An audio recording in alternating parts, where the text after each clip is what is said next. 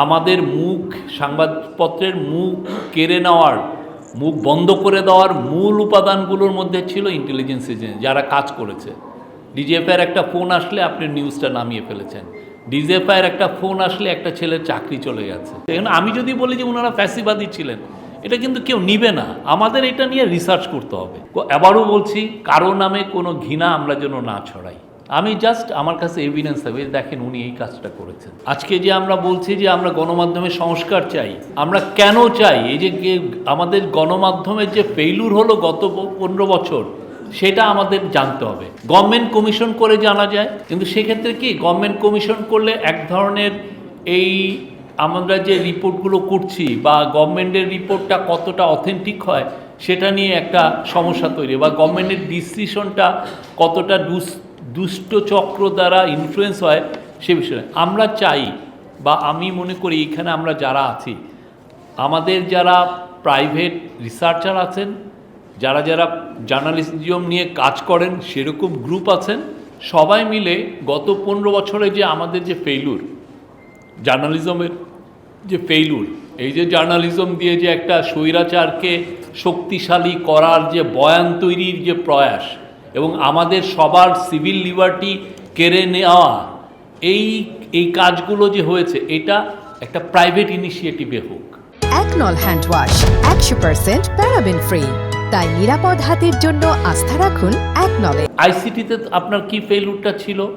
আপনি তিনটা ইলেকশন হয়েছে, সেই ইলেকশনে ওরা কি বয়ান তৈরি করেছে?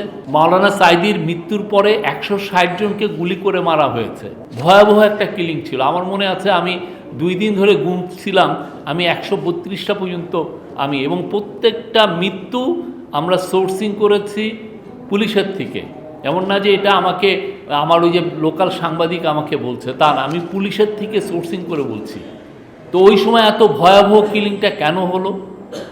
যে এই যে ঘটনাগুলো ঘটছে, বা এসকে সিনহার দেখেন, একটা দেশের চিফ জাস্টিসকে আপনি কে যাচ্ছে, ডিজিএফআইয়ের একটা অফিসার যে পিটিএ মেরে তাকে বিদেশে পাঠিয়ে দিচ্ছে। একটা দেশে যদি চিফ জাস্টিসের কোনো যদি মিনিমাম স্বাধীনতা না থাকে, তাহলে বাংলাদেশে কোন কোর্টের কোন জাজের কি স্বাধীনতা আছে?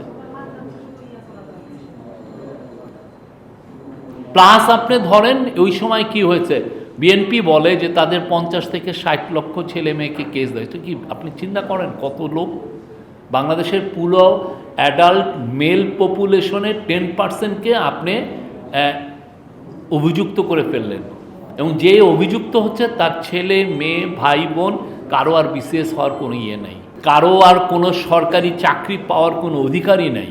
ভয়াবহ আপনি একটা পুরো জনগোষ্ঠীকে আপনি ভয়াবহ রকমের আপনি ডিসক্রিমিনেশন করলেন, তাকে আপনি তার যে ন্যায্যতা, তার সমতা সব কিছু আপনি কেড়ে নিলেন। এখন আমি যদি বলি যে ওনারা ফ্যাসিবাদী ছিলেন, এটা কিন্তু কেউ নিবে না। আমাদের এটা নিয়ে রিসার্চ করতে হবে, আমাদেরকে বের করে প্রতিটা কাকে আমি যাকে বলছি যে উনি ফ্যাসিবাদী, তাকে নিয়ে আমি ঘৃণা না ছড়াই।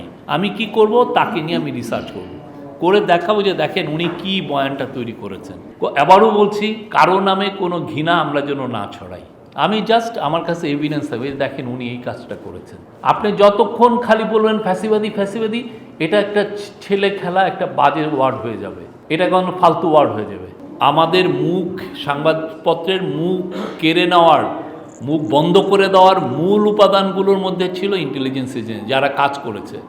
ডিজিএফআইয়ের একটা ফোন আসলে আপনি নিউজটা নামিয়ে ফেলেছেন, ডিজিএফআইয়ের একটা ফোন আসলে একটা ছেলের চাকরি চলে গেছে।